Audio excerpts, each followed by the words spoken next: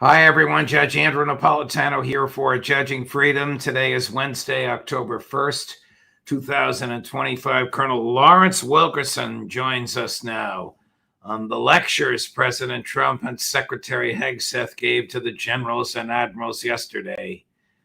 Hang on to your seats. But first, this. My friends, if you care about your liberty and your right to control your own future, you need to hear about this. From October 10th to 12th, Mikkel Thorpe, host of the Expat Money Show, is bringing together top experts from around the world for the Expat Money Online Summit, and it's completely free to attend. You'll learn how to legally protect your wealth, secure second residences and citizenships, reduce your tax burden, and own property abroad, all to safeguard your freedom. This year's focus is on Latin America, where opportunity is booming. Argentina is shifting to free markets. El Salvador is undergoing a dramatic transformation, and Panama and Paraguay are offering simple residency programs. A Plan B is no longer optional, it's essential. Reserve your free ticket at expatmoneysummit.com. And if you want VIP access with special perks, including lifetime replay access and exclusive VIP panels, use promo code JUDGE for 20% off your upgrade. That's expatmoneysummit.com, promo code JUDGE. Colonel, welcome here, my dear friend. Before I ask you about some of your favorite topics, that would be former British Prime Minister Tony Blair, Secretary of Defense, or as he calls himself, Secretary of War Pete Hegseth, and President Trump. I need your take on this. Within hours of shaking hands with President Trump in the Oval Office and beaming over the Israeli acceptance of a deal negotiated by Steve Witkoff with Arab leaders, but not with Hamas, Israeli Prime Minister Netanyahu, as soon as he landed in Tel Aviv, in Hebrew, undermined the deal by saying the IDF is not leaving Gaza, even though that's a core part of the deal, and there will never be a Palestinian state, even though the deal contemplates one in 5 years. Does this surprise you? Not at all. Had he not said that, and in Hebrew and in Loki, if you will, his coalition would have collapsed. Wow. Well, was he lying when he shook hands with Trump and on American television with every broadcast and cable network showing him you saying asked me that question about Bibi Netanyahu? Okay, let me restate the question. On the face of the earth. Don't the Americans know that they're dealing with an inveterate liar, and what he shakes hands about and says one day he'll repudiate the next? I think they do. I think most of the people who count within the Trump administration do. That doesn't necessarily include Donald Trump himself, I'm sad to say. And I'll say something else about it, too. I think what we're looking at here is we're looking at a decision made on both sides of the ocean, if you will, in America and in Israel, that we're going to war with Iran. So everything else that's happening right now is just sort of window dressing to lead up to what's going to happen. Colonel McGregor, who'll be on with us tomorrow, reports in his emails that heavy American equipment, fighter jets, are beginning to land at that enormous base in Doha. Right. That would be an indicator that a war is coming and the U.S. is going to back the Israelis. Exactly. And a fleet of tankers have also crossed the Atlantic and moved into that region, not unlike the fleet that went over for our attacks on the nuclear What does a fleet of tankers mean, Colonel? It means that the aircraft can refuel endlessly, coming out of Al Udeid or wherever they might come from. They can even refuel from carriers. Right. So I guess they're getting ready. Scott Ritter, Max Blumenthal, the woman that runs Code Pink, her name is escaping me right now. Medea Benjamin and I were invited to lunch with the president of Iran last week. There's no question in my mind, after listening to him and his colleagues, that they are fully prepared. Yes. And they are going to react in a far more decisive, effective, and long-lasting way against Israel than they did in June. And as I understand it, they're going to act region-wide, not just against Israel. What does that mean, Colonel? Well, I don't know that it means the Saudis or others in the region as much as it means U.S. facilities in those countries' territory. I think it means they know they're at war with the United States. And so, thank you very much. Here you are. Take this.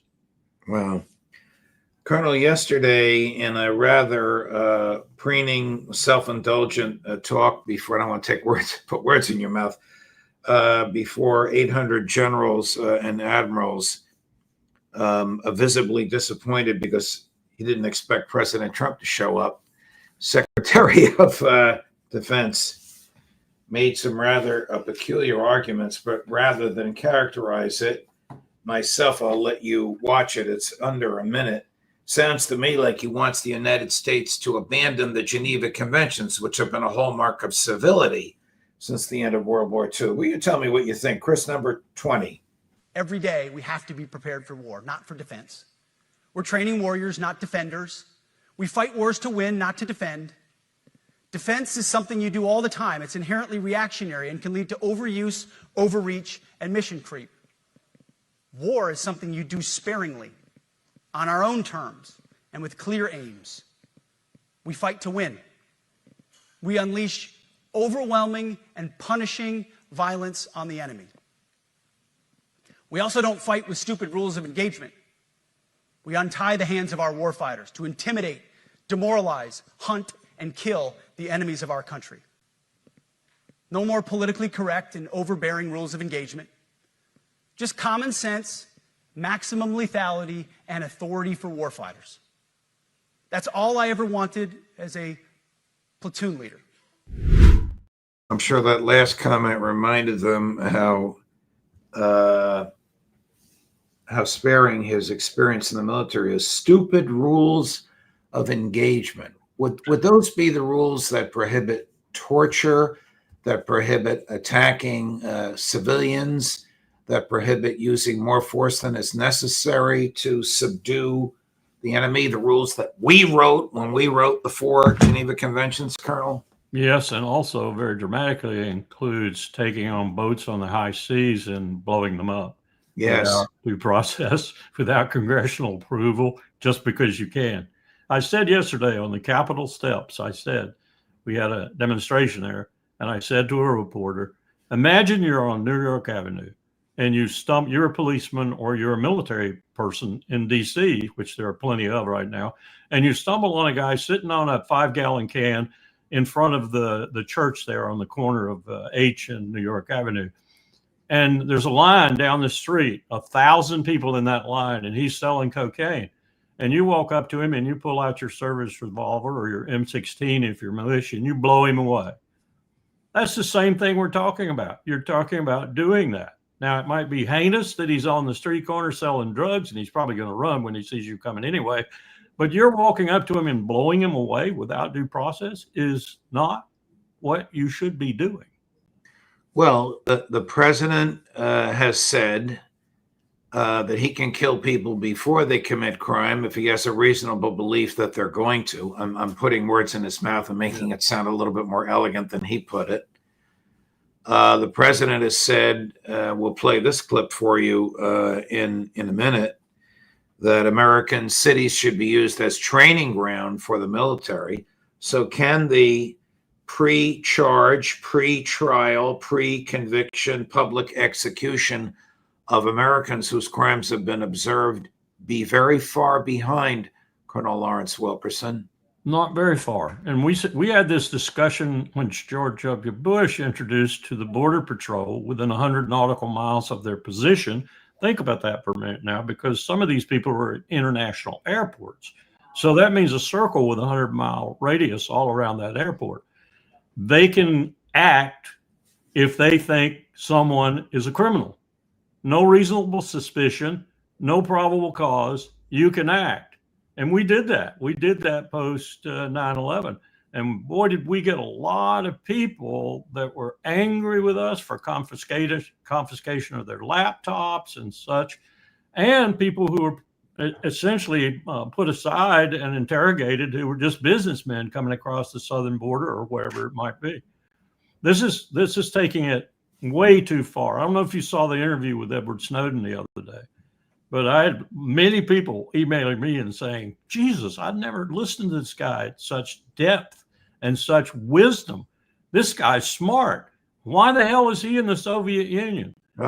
Because the Trump administration indicted him. That's why he's in the Soviet Union. He indicted him for telling the truth. One of the greatest, most profound, most courageous, truthful revelations in the modern era. Yes. The quintessential whistleblower. Yeah. Here's President Trump on practice in American cities. And then I'm going to ask you to grade the two speeches. San Francisco, Chicago, New York, Los Angeles. They're very unsafe places, and we're going to straighten them out one by one. And this is going to be a major part for some of the people in this room. That's a war, too. It's a war from within. Controlling the physical territory of our border is essential to national security. We can't let these people in. We're under invasion from within. No different than a foreign enemy, but more difficult in many ways because they don't wear uniforms. At least when they're wearing a uniform, you can take them out. These people don't have uniforms. I told Pete we should use some of these dangerous cities as training grounds for our military, National Guard, but military. What the hell is he talking about, using American streets as a training ground for military in the same breath in which he says we're under invasion from an enemy within? He's talking about a better coup than the one he tried to conduct before and failed at. That's what he's talking about. And he's talking about preparing the forces necessary to make sure that that coup doesn't fail. That's what he's talking about. And he's not talking about it necessarily for himself. I don't think he has enough brain power really now to deal with that sort of thing. I think he's talking about it in words having been given him and written for him and otherwise offered to him by people like Steve Miller. And I'm sorry to say, people who might be behind Steve Miller, even, who are very anxious, I go to Peter Thiel immediately, to bring the kind of authoritarianism that once echoed through the halls of South African government to America. What are you referring to when you said coup, Colonel? I'm talking about what I've said all along. The January the 6th attempt at overthrowing our government or installing Trump forever didn't fail because the system held. It failed because the coup plotters were utterly incompetent. They will not make that mistake again. Wow. Colonel, can you think of anybody now living worse than Tony Blair to become the governor general of a neo-colonial Gaza Strip? Yes, Bibi Netanyahu. Okay, you I put them in the same boat. I got another one for you, Dick Cheney, if he's still alive. Yeah, well, Dick would do a better job than either Blair or Netanyahu, but he would be ruthless. Why Tony Blair, and why would the Arabs ever accept somebody as singularly responsible for the invasion of Afghanistan as he was? I have no idea, except that I know that he spent the last decade or decade and a half or so in inserting himself back into the milieu so that he could make lots of money and so that he could regain some fame. He really lost a lot of his stature when he left the prime ministership, but I think he's managed to build it back up again with the people that count. If he becomes the governor general, would the former occupant of the opulent residence known as number 10 Downing Street take up residence in Gaza City? Some of them would, no question in my mind, and MI6 would be all over the place, just like their Air Force is flying over Gaza right now, still giving information and intelligence to the IDF. You cannot make it up about Britain's complicity in the Levant from the beginning of time, as it were, up to the present.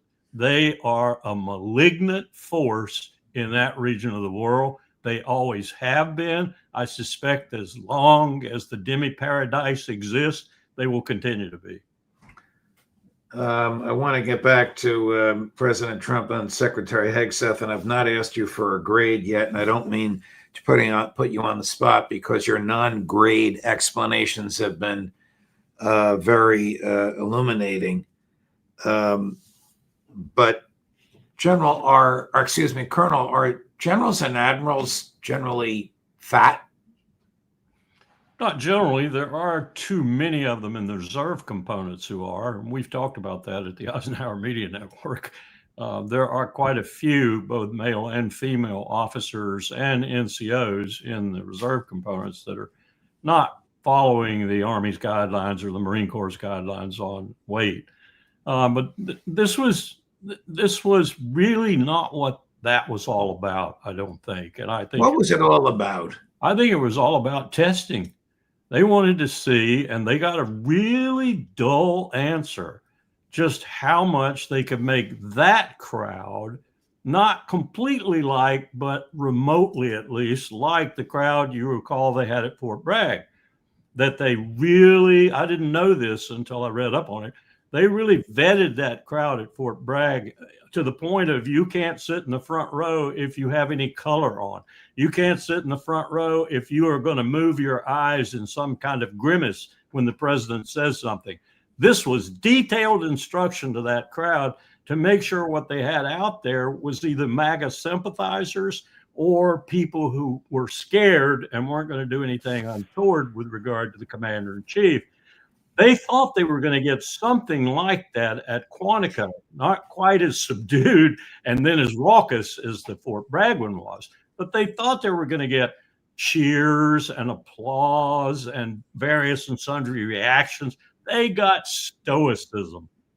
They got people looking at them without any emotion whatsoever. Well, maybe this is one of the reasons, Chris, the clip of Secretary Hegseth saying, if you feel uncomfortable, well, you can fill in the blank. Yeah. The new compass heading is clear. Out with the Shirellis, the Mackenzies, and the Millies, and in with the Stockdales, the Schwarzkopfs, and the Pattons. More leadership changes will be made, of that I'm certain. Not because we want to, but because we must. Once again, this is life and death. The sooner we have the right people, the sooner we can advance the right policies. Personnel is policy. But if the words I'm speaking today are making your heart sink, then you should do the honorable thing and resign. We would thank you for your service. How do you think that? Admiral Stockdale would have stood up wherever he was in that auditorium and told that man he was a sack of shit and walked out. I wish there were more. And Patton would have stood up and maybe walked up there and smacked him upside the head and walked out. I mean, the idea that he would bring those people up as example, and Schwarzkopf too, bring them up as the example of warriors is one thing, but to bring them up as examples of what he's talking about, gross insubordination, gross war crimes, gross ignorance of the code of conduct, and everything else that makes the military, the American military, what it is just unconscionable. Petey does not know what he's talking about, or he is truly an insane individual. Here's one of the people he attacked by name, talking about fidelity to the Constitution, former chair of the Joint Chiefs of Staff, 4-star General Milley. You see, we in uniform are unique. We are unique among the world's armies. We are unique among the world's militaries. We don't take an oath to a country. We don't take an oath to a tribe. We don't take an oath to a religion. We don't take an oath to a king or a queen or to a tyrant or a dictator. And we don't take an oath to a wannabe dictator. We don't take an oath to an individual.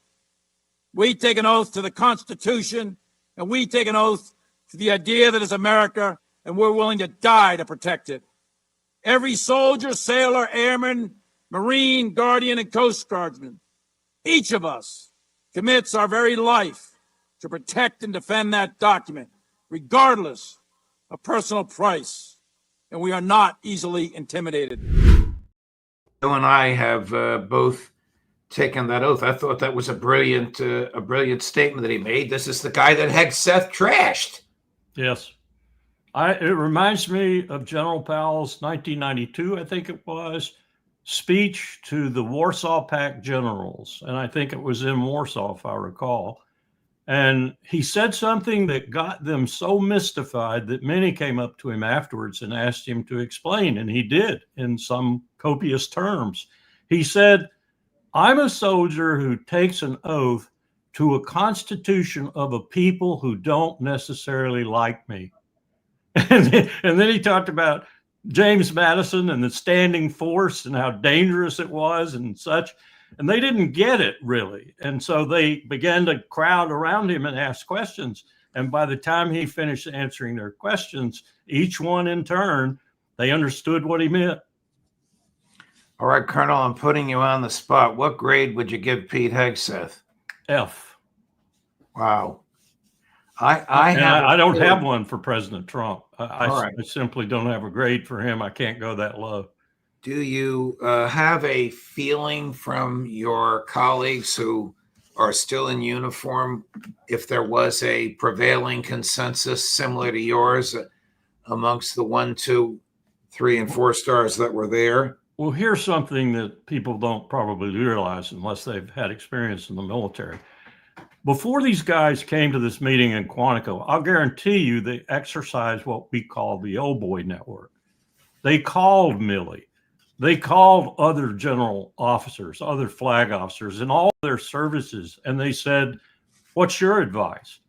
And they listened to these people. So that's one reason you saw them come and be so stoical about the addresses of both the president and the Secretary of War. And then the other thing is they are people who are more imbued with the ethic that Milley expressed there or that Powell expressed to the Warsaw Pact than not. And so this was really a shock to their systems in some ways, though I suspect from the old boy conversations and everything, they didn't get taken completely by surprise.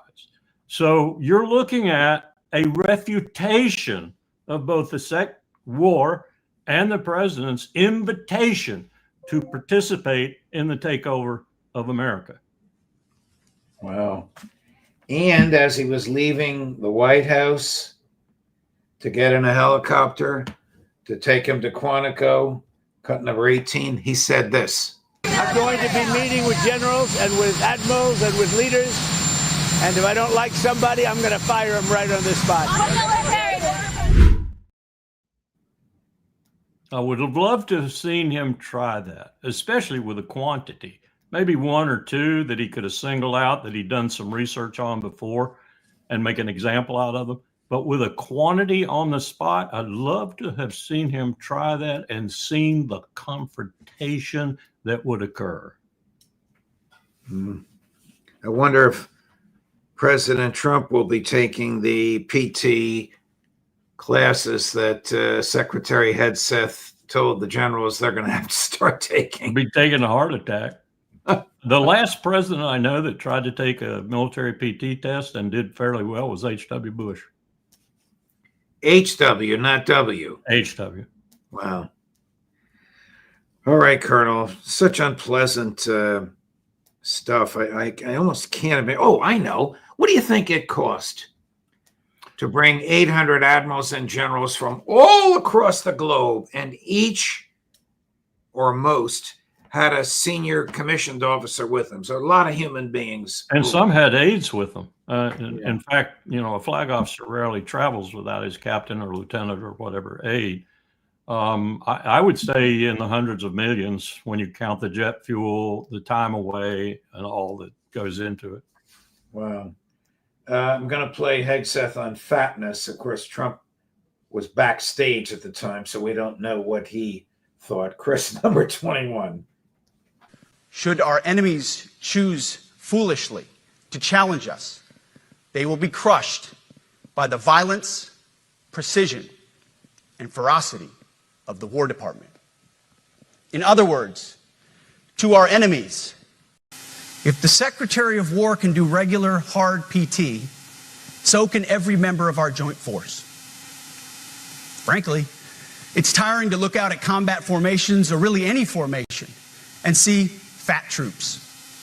Likewise, it's completely unacceptable to see fat generals and admirals in the halls of the Pentagon and leading commands around the country and the world. It's a bad look. It is bad, and it's not who we are. Today, at my direction, every member of the Joint Force at every rank is required to take a PT test twice a year, as well as meet height and weight requirements twice a year, every year of service. Now, the way to do that, Judge, had he wanted to do that, and it's been done before, he's not the first person to do this, was to tell the secretaries, the service secretaries, who themselves are civilians, as you well know. They then tell the chief of service, the chief of staff of the Army, the chief of staff of the Air Force, the CNO, and so forth, to do it. You don't do that as the Secretary of Defense. That's beneath your dignity and your responsibilities. You do advice to the President of the United States, and you transmit his orders to the warfighters in the field and their opinions and views to the President. That's your job. That's your only job, Petey.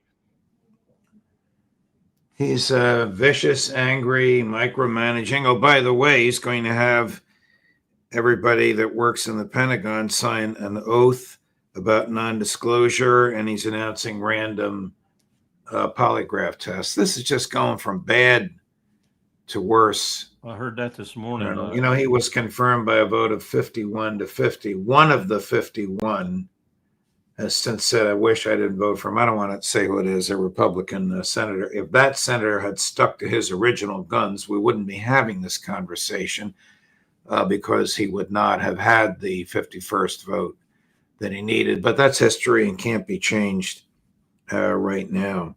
That man may regret that vote deeply before this is over with. Yes. This is a little out of the blue for you, but the young man that murdered Charlie Kirk was texting to his romantic lover his plans to murder Kirk. The NSA had those texts. That doesn't surprise me. Before the murder. It doesn't surprise me at all. Does all of the destruction of the Fourth Amendment and all of the mass surveillance of every keystroke on every mobile device and desktop in the country do any good? We had the two Al-Qaeda agents who were operating in the United States and then went to the Far East. We had them. We knew who they were. We knew what they were plotting. And the fight between the FBI and the CIA was so intense at that time that neither wanted to share with the other. And so that information never got to the right places. But let me say this too. Larry Johnson and I have been looking really closely. You know, both of us are riflemen. We shoot all the time. 30-06s, 243 Winchesters, we shoot all the time. We don't think that man shot Charlie Kirk. Good Lord. Who did? We don't know yet, but we are pretty sure that it was at least a 300, and it was one of those rounds like the one that the autopsy people in Texas said killed JFK, blew his brains out and put him on the back of that sedan. It was a bullet that fragments. It's a special bullet. It is not a steel-jacketed round. It's not a round like you shoot deer with. It doesn't shoot out of a 30-06. It goes into your head and explodes. If you remember that movie about the jackal where he's out practicing with a pumpkin and he shoots that pumpkin and the pumpkin explodes, well, that's what we're talking about. Wow. Well, more from Larry on that. He'll be with us on Friday. Colonel, thank you. We've been all over the place, and I deeply appreciate your willingness to do it. I deeply appreciate your intellectual honesty and personal courage in taking these people on who are ruining the military and assaulting American culture. Thank you, Colonel. Surely. Let me tell you about one other thing we passed around our media network. We're all on the alert. What Trump said is he's coming after us. Coming after people like you and me. Yeah, exactly. God be with us. Thank you, Colonel. Surely. All the best. Be safe. And you, my dear friend. Terrifying stuff. Coming up at 3 o'clock, Phil Giraldi. At 4 o'clock, Professor Jeffrey Sachs. Judge Napolitano for Judging Freedom.